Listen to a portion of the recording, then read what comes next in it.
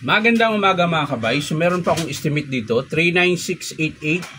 So ang model nito mga kabay, hindi ko na kabisado dahil burado na po. Ayan. Pero yung voltahe nito mga kabay, 10.8 volts. Stanley ito mga kabay. Wala siyang hammer pero may drill siya. Ayan. So dinala rito, sabi ng customer ayaw daw gumana. So kailangan natin ng battery para matesting natin kung gumagana o hindi. So meron ako ditong estimate mga kabay. Ayan. So gumagana siya. Sira nito mga kabay yung motor tsaka yung jack. Ayan. So hiramin muna natin tong battery niya. So ayan mga kabay, wala talaga siyang power. Ayan. Minsan nailaw, minsan naman hindi. Ayan. So yun po yung alamin natin mga kabay kung bakit ayaw gumana. So tara mga kabay, samahan nyo ako, bubuksan natin. So ayan mga kabay, nabuksan ko na po. Natanggal ko na yung screw. So bubuksan na natin. Ayan.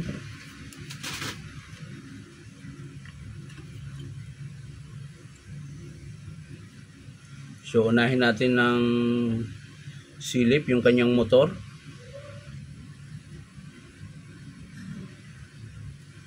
Ayan.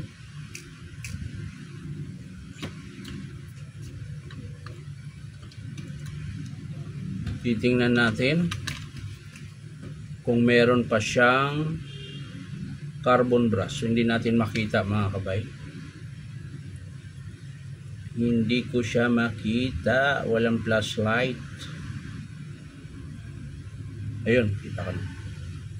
So mahaba pa naman siya mga kabay. So maaring, pero ano na, lagpas na sa kalahati yung carbon. So titistirin natin ito mga kabay.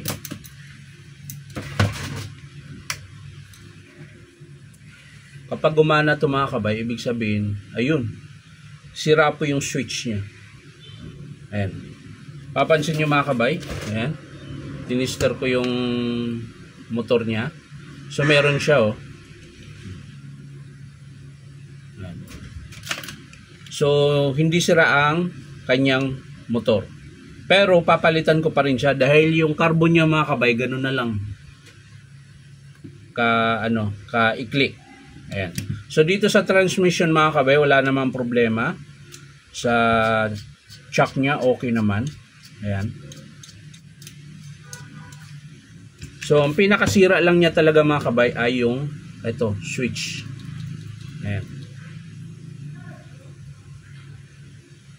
Ito ang pinakasira. Pero subukan nating linisin mga kabay. Minsan kasi pag nililinis siya, gumagana.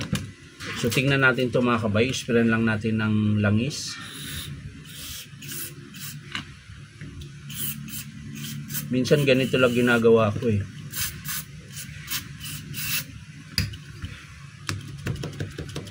Yan. Tapos i-blower natin. Para tingnan natin kung ubra.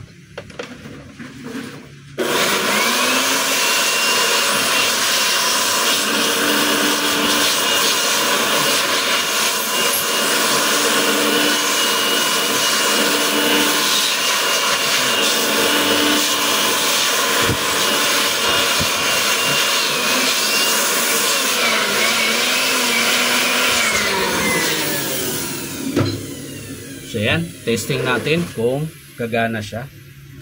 Pero kahit gagana ito mga kabay, estimate ko pa rin yung kanyang switch. Gagana man siya o hindi, i-estimate ko pa rin siya. So wala talaga mga kabay.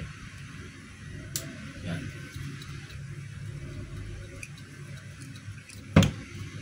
Wala talaga siya. Yan. So, final na estimate ko yun mga kabay, switch yung papalitan natin. Ayan. So, hindi ko na po siya ipapakita kung paano buuin dahil lilinisin ko pa ito. Ayan, para pag halimbawang i-approve ng customer, hindi na ako maglilinis. So, yan lang mga kabay. Pinakasira niya ay switch. Ayan. Papakita ko na lang sa inyo mga kabay kapag in-approve ng customer kung paano ikabit yung switch. Ayan, tapos paano ilagay yung motor.